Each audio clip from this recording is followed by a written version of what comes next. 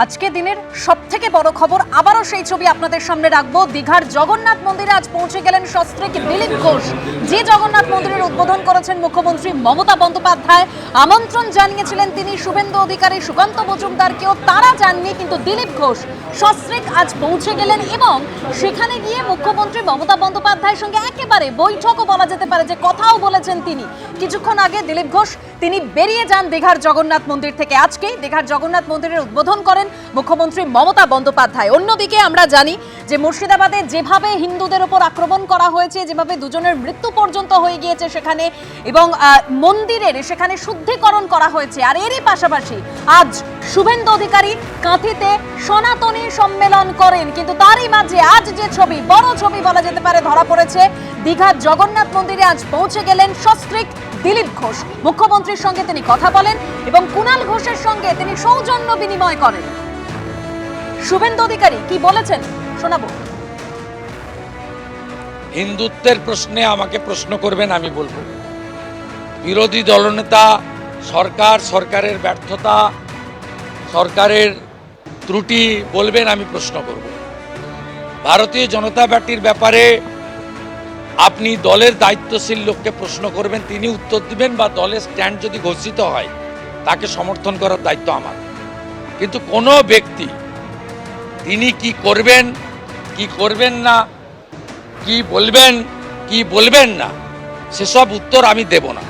আমি একজনেরই বক্তব্যের প্রতিক্রিয়া দিই, একজনেরই বক্তব্যের পাল্টা বক্তব্য দিই, একজনেরই বক্তব্যের ত্রুটি বিচ্যুতি ধরে দিই, একজনেরই মিথ্যাচারকে আমি কাউন্টার করি। তার নাম হলো মমতা ব্যানার্জি, আর উত্তরদাতার নাম হলো শুভেন্দু অধিকারী। সুমনদা,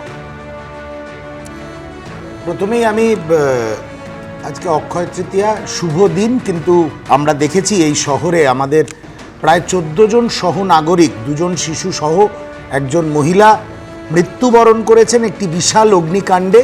সেইটা নিয়ে যদি আপনারা আলোচনাটা দীর্ঘায়িত করতেন, আমি সাধুবাদ জানাতাম। দিলীপ বাবু, আমরা সকাল থেকে সেই ছবি দেখিয়েছি সুমনদা, আপনি হয়তো লক্ষ্য করেছেন যে কিভাবে কতগুলো প্রশ্ন উঠছে, দায়কারী সমস্ত কিছু আমরা দেখেছি। কিন্তু এটাও তো রাজনীতির বড় ছবি।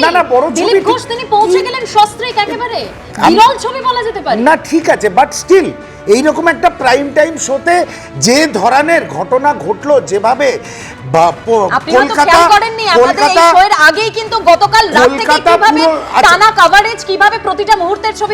কলকাতা পুরসভার ব্যর্থতা কিভাবে মানুষের জীবন নিয়ে নিতে পারে, সেটা আমরা পরিষ্কারভাবে দেখলাম। এবং কলকাতা পুরসভার ব্যর্থতা কি কারণে হলো, কিভাবে তারা ট্যাক্স রেজ করেছে, বিভিন্ন ধরনের ট্যাক্স, একটা হোটেল চালাতে গেলে কি ধরনের ট্যাক্স রেজ করেছে, এবং যার কারণে আজকের বিজনেস এস্টাবলিশমেন্টগুলো সেগুলো কমপ্লাই করছে না, আর মানুষের জীবন জীবিকা নষ্ট হচ্ছে, মানুষের জীবন চলে যাচ্ছে।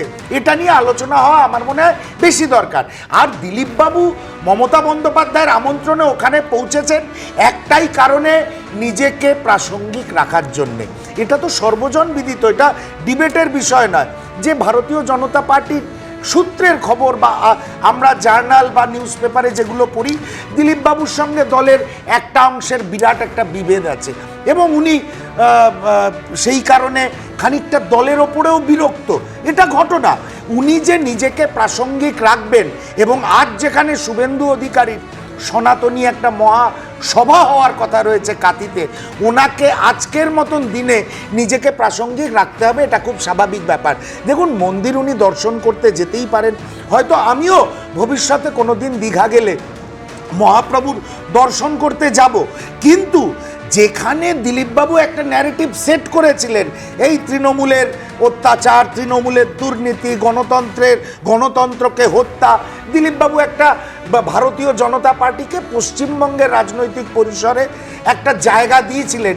সেই জায়গায় দাঁড়িয়ে উনি নিজে হাতেই নিজের দলকে আজকে আমার মনে হয় খানিকটা ডিফেম করলেন। কারণ আমন্ত্রণপত্র তো অধ্যাপক প্রদীপ ভট্টাচার্যও পেয়েছিল, কংগ্রেস নেতৃত্বও পেয়েছিল, কিন্তু আমরা প্রতিবাদ করি, রাজ্য সরকারের কাজ নয় কোনো মন্দির তৈরি করা, হিটকোর কাজ নয় কোনো মন্দিরের মেনটেনেন্স করা, কালচারাল সেন্টারের নামে এই মন্দির মসজিদের রাজনীতিতে আজকে ইকুয়ালি তৃণমূল কংগ্রেস নেমে পড়েছে। এর আমরা বিরোধিতা করি। আবারও বলছি, রাজ্য সরকারের কাজ হচ্ছে কর্মসংস্থান তৈরি করা। সুমনদা বলছেন দিলীপ ঘোষের প্রাসঙ্গিক থাকার কথা, আমি প্রত্যেকের কাছে আসব। তবে সুমনদা হয়তো কোথাও কি তার একটা অস্বস্তির কারণ একটু বোঝা গেল, কারণ সুমনদা হয়তো খেয়াল করেননি গতকাল রাত থেকে কিভাবে আমরা এই অগ্নিকাণ্ডের খবর করেছি, কিভাবে প্রতিটা মুহূর্তের কভারেজ দেখিয়েছি এবং যে দায় যে প্রশ্নগুলো সামনে এসেছে প্রতিটা প্রশ্ন রেখেছি এবং রাজনীতি কোন পর্যায়ে পৌঁছেছে তাও আমরা দেখিয়েছি। তাও সুমনদা যখন বললেন কথাটা, আমাকে তো সেই জায়গায় উত্তরটা দিতেই হলো। তবে এই ক্ষেত্রে আজকের যে বিরল ছবিটা ধরা পড়লো, সেটা কেন বিরল সেটা হয়তো প্রত্যেকেই বুঝতে পারছেন, কারণ রাজনীতিতে এটা কতটা বিরল। একেবারে দিলীপ ঘোষ তিনি সস্ত্রীক পৌঁছে গিয়েছেন, যেখানে কটাক্ষ করেছেন সৌমিত্র খাঁ। একজন ত্যাগী থেকে কিভাবে ভোগী হতে হয় তার আদর্শ নিদর্শন দিলীপ ঘোষ। বাবুল থেকে মুকুল, এদের তাড়িয়ে আজ নিজেই তাদের পথ অনুসরণ করছেন। কতটা নির্লজ্জ হলে এমন আদর্শবান পুরুষ হওয়া যায় তা চিন্তার বিষয়। বঙ্গ বিজেপির লজ্জা আপনি, দিলীপ ঘোষকে এভাবেই কটাক্ষ করেছেন সৌমিত্র খাঁ। কেয়াদি, দেখুন সৌমিত্রদা কি বলেছেন আমি জানি না, আপনাদের এখান থেকে দেখলাম আমি বুঝতেও পারছি না কি লিখেছেন। বিষয়টা হচ্ছে, আমি বিশ্বনাথ বাবু একটা কথা বললেন যে ভারতীয় জনতা পার্টির বিভাজন বিভেদ বোঝা গেল। আমি জিজ্ঞাসা করছি, অভিষেক ব্যানার্জি তো জাননি, অন্তত আমি দেখিনি তাকে কোথাও ছবিতে, তাহলে তৃণমূলের বিভাজনটা নিয়ে একটু বলুন না স্যার।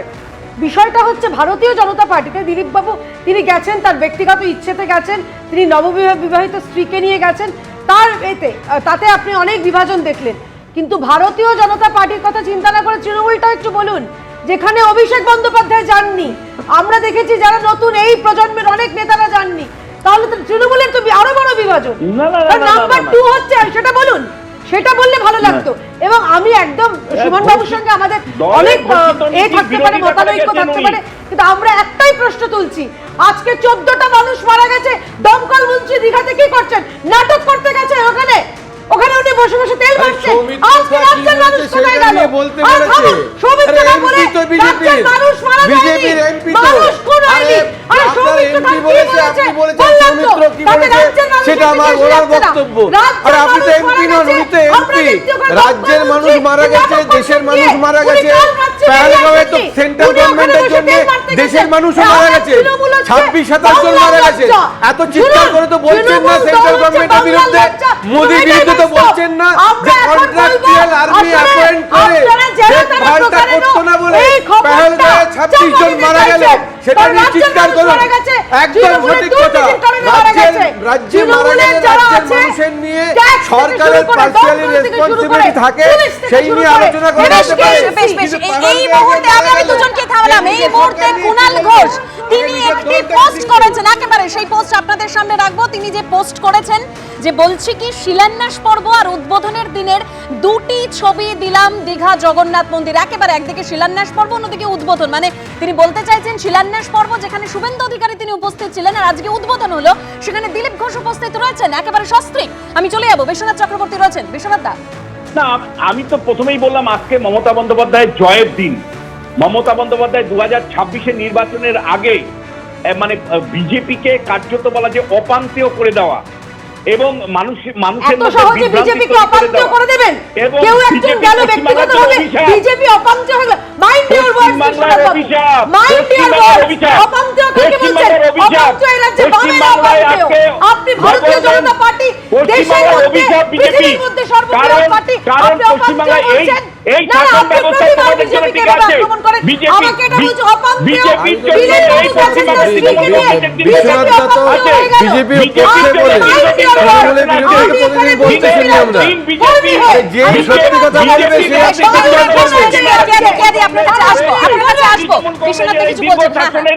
তৃণমূল কংগ্রেস ভাইপো যায়নি কেন? উত্তর দিন, তাকে তৃণমূলকে জিজ্ঞেস করবেন না, তৃণমূলকে জিজ্ঞেস করবেন।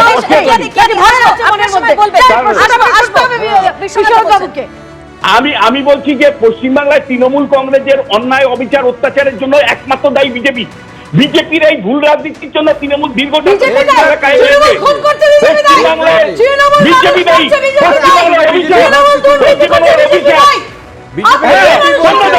আমরা সেটিং করে আছো, তোমরা সেটিং করে আছো, তোমরা সেটিং করে আছো, RSS পাঠিয়েছে, RSS তোমাদের পাঠিয়েছে, তোমরা RSS কে পাঠিয়েছে। সবাইকে থামালাম। আজকে যে ছবি দেখা গেল দীঘার জগন্নাথ মন্দিরে, দিলীপ ঘোষ তিনি পৌঁছে গেলেন, যেখানে শুভেন্দু অধিকারী আবার বললেন যে তিনি এই উত্তর তিনি দেবেন না, তাকে যখন প্রশ্ন করা হলো। আসবো কেয়াদি, অবশ্যই আপনার কাছে আসবো।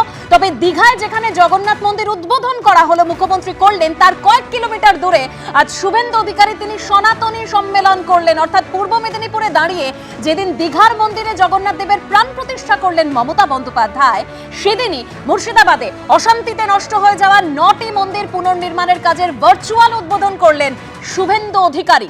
পূর্ব মেদিনীপুরে দাঁড়িয়েই দীঘায় জগন্নাথ মন্দিরের উদ্বোধনের দিনই আদালতের অনুমতিতে কাঁথিতে আয়োজন করা হয়েছিল সনাতনী সমাবেশের। সরকারটাকে দীঘায় তুলে নিয়েছে, 28 কোটি টাকার অ্যাডভার্টাইজমেন্ট দিয়েছে, 300 কোটি টাকা খরচ করেছে। এ সিগন্যাল প্রভু জগন্নাথ দেব দিচ্ছিলেন। আপনি বলুন, অন্যভাবে নেবেন না। মন্দির নাম দিয়েছেন, যদিও খাতায় কলমে সাংস্কৃতিক কেন্দ্র, পূর্ণভাবে পাপ কাজ করছেন, তাই ঈশ্বর এগুলো মেনে নিচ্ছেন না। মণিশঙ্কর দা, না, আমি বলছি যে দুটো ছবি তো দেখালো, যে শিলান্যাস যখন করা হয়েছিল তখন এখানে কি হবে সেটা উনি জানতেন। আজকে দিলীপ ঘোষ ওখানে গেছে, ফোকাসটা পুরো নিয়ে নিয়েছে, উনি রেগে আছেন। আর আমি এই সাধুদেরকে বলবো, এই যে কার্তিক মহারাজের মতো যারা স্বনামধন্য, যাদেরকে মহারাজ বলে আমরা আখ্যা দিই, অনেকের মুখে শুনেছি, ওনার অনেক গুণ শুনেছি, ওনাদের একটু খেয়াল হলো না?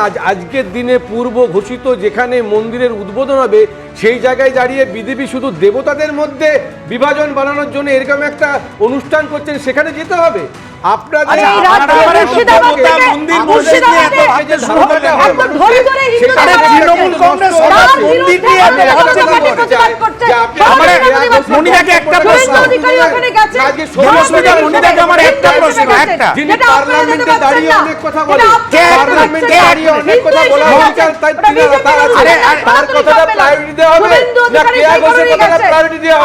বিশ্বনাথ বাবু তো প্রতিদিন তৃণমূলের বিরুদ্ধে বলে, তখন তো চুপ থাকে।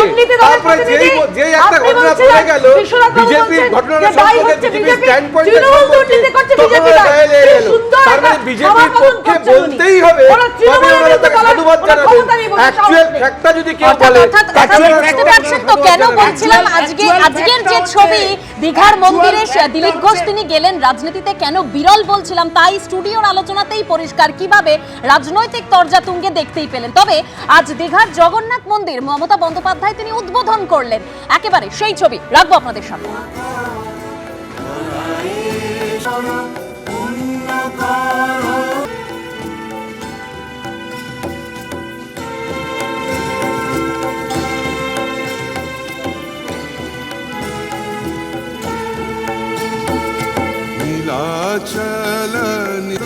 सुभद्राभ्यां जगन्नाथाय ते नमः, ते नमः, ते जगन्नाथ जय जगन्नाथ जय हे।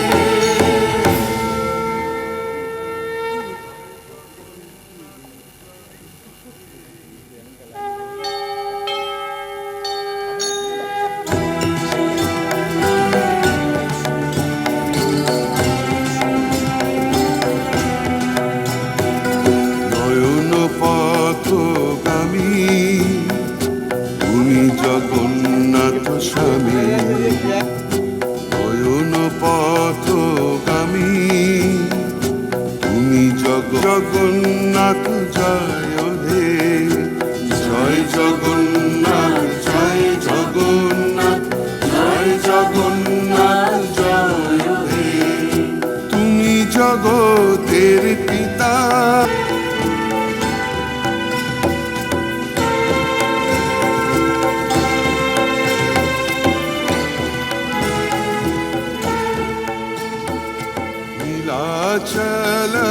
এই মন্দির শীর্ষে ভগবান বিষ্ণুর অষ্টধাতুর নীল চক্র স্থাপন করা হয়েছে। তৈরি করা হয়েছে 4টি প্রবেশদ্বার, পূর্ব দিকে সিংহদ্বার, পশ্চিম দিকে ব্যাঘ্রদ্বার, দক্ষিণ দিকে অশ্বদ্বার এবং উত্তর দিকে হস্তিদ্বার। এতে বিমান, গর্ভগৃহ, জগমোহন, নাটমন্দির, ভোজমণ্ডপ, গোপুরম এবং অন্যান্য প্রয়োজনীয় মন্দির সবই তৈরি করা হয়েছে। চৈতন্য দ্বারও তৈরি করা হয়েছে। রত্নবেদীর ওপর ভগবান জগন্নাথ, ভগবান বলভদ্র এবং দেবী সুভদ্রার পাথরের তৈরি বিগ্রহ যেমন আছে, তেমনি নিম কাঠের তৈরি জগন্নাথ, বলরাম, সুভদ্রাও আছেন। দারুমূর্তি প্রতিদিন সেদিকে পূজিত হবে। মন্দির চত্বরকে কেন্দ্র করে প্রায় 500-র বেশি গাছ লাগানো হয়েছে। আমি মনে করি এই মন্দির হাজার হাজার বছর ধরে উৎসব শুধু নয়, এক তীর্থস্থান হিসেবে সমুদ্র তটিনীতে, সমুদ্রের তরঙ্গে, এক ধর্মীয় তরঙ্গের, পর্যটক তরঙ্গের উন্মাদনার প্লাবন তৈরি করবেন। একদিকে দীঘায় জগন্নাথ মন্দিরের উদ্বোধন করলেন মমতা বন্দ্যোপাধ্যায়ের, সেদিনই দাঙ্গা বিধ্বস্ত মুর্শিদাবাদে ভাঙা মন্দিরের শুদ্ধকরণ করা হলো। ঘোষাপাড়া, রতনপুর, দিঘরি, লালপুর, বেতবোনার 9 মন্দিরের শুদ্ধিকরণ করা হলো। ঘোষপাড়া, রতনপুর, দিঘরি, লালপুর, বেতবোনার 9টি মন্দিরের শুদ্ধিকরণ করা হলো এই যেদিন দীঘায় জগন্নাথ মন্দিরের উদ্বোধন করলেন মমতা বন্দ্যোপাধ্যায়। একেবারে সেই ছবি আপনারা দেখতে পাচ্ছেন।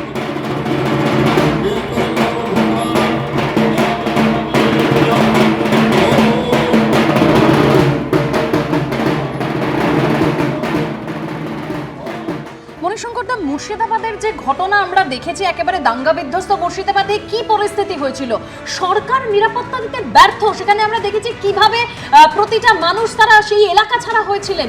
সেখানে কাদের নেতৃত্বে হামলার ঘটনা ঘটলো বা দাঙ্গার ঘটনা ঘটলো তা কিন্তু এখনো সামনে আসেনি। দেখুন, এই ঘটনাটা নিয়ে আমরা দিনের পর দিন আলোচনা করে অনেক নিন্দা করেছি, পুলিশের গাফিলতি, এগুলোও আমরা বলেছি। আমি বলছি যে আজকে যে শুদ্ধিকরণের জায়গাটা, সেটা শুধুমাত্র দেখানোর জন্য নাকি মন থেকে। এখানে আমি একটা কথা বলে শেষ করব যে আজকের দিনটা খুব শুভ, ওখানটাতে দেখবে যে ইসকনকে দায়িত্ব দেওয়া হয়েছে তার মন্দিরটা দেখভাল করার জন্য।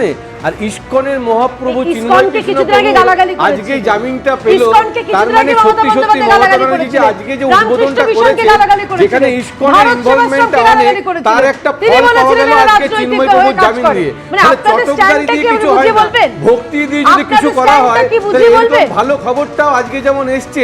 আজকে দীঘা মানে উদ্বোধনের দিনে ইসকনের লোকদের ইনভলভমেন্ট এত বেশি, সেই দিনে চিন্ময় কথা বলছেন। সেরকম মুর্শিদাবাদের ঘটনাটা দেখুন, মুর্শিদাবাদের ঘটনাটা দেখুন, সেখানে ভাঙা মন্দিরের শুদ্ধকরণ হচ্ছে।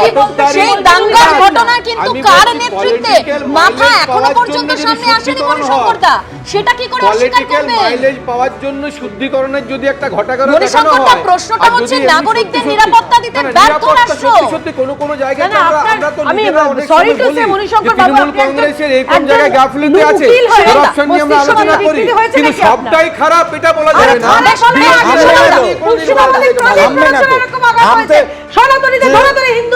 হিন্দু হোমল্যান্ডে তাদের ঘর ছাড়া হতে হয়েছে, এটার উত্তর দিন। কে দায়ী, এটার উত্তর দিন। মমতা ব্যানার্জি প্রার্থনা করে চিন্ময় কৃষ্ণ প্রভুর জামিন হলো। আর ধন্যবাদ দিন। গঞ্জ থেকে আজকে যে ডিগ্রি আরে আমরাই তো নেন আজকে ইসলাম থামবে সুমনদা হিন্দুদের এটার উত্তর দিন। তাদের কনসেন্ট্রেশন ক্যাম্পের মতো বেশ কেন এটার উত্তর দিন। সুমনদা, শামশেরগঞ্জ, ধুলিয়ান, সুতি সহ বিস্তীর্ণ অঞ্চল জুড়ে আমরা ব্যক্তিগতভাবে আমাদের রাজ্য সভাপতি শুভঙ্কর সরকারের সঙ্গে গেছিলাম এবং সেখানকার পরিস্থিতি এবং মানুষের দুর্দশা এবং বিভিন্ন মন্দির যে আক্রান্ত হয়েছে বলতে কোনো দ্বিধা নেই, আমরা পরিষ্কারভাবে দেখে এসেছি।